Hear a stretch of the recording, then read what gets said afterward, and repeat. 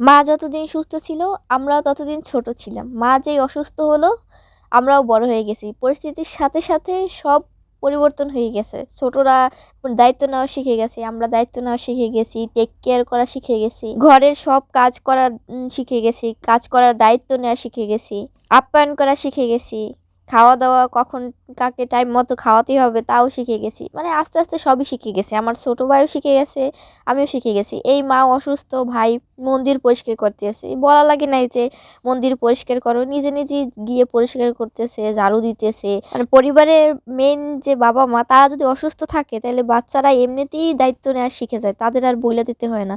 পরিস্থিতি এমন চলে আসে যে করতেই হয়। এই যে ওর এই বয়সে না করার কথা তারপরেও করতেছে, নিজের দায়িত্বে করতেছে। আমি এখন বাড়ি এসেছি, ওর সাথে একটু একটু হেল্প করে দিব। আমি গেলে পরে ও একা একাই করবে। এছাড়াও অনেক কাজ আছে যে ও একা একাই করে। বৃহস্পতিবার মন্দিরে পুজো দেওয়া হবে, তাই মন্দির পরিষ্কার করতেছে। এত বড় বাড়িতে যেহেতু আমার ভাই আর আমার মা থাকে সব সময়, তার জন্য আমার ভাইকেই আমার মায়ের খেয়াল রাখতে হয়।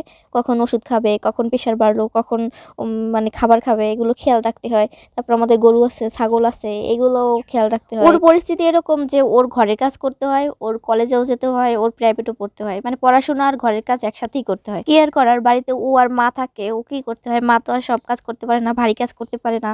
তারপর গরু আছে, তাদের খাবার দিতে হয়, অনেক কাজ ও করে। মা বেশি অসুস্থ থাকলে রান্নাও করে।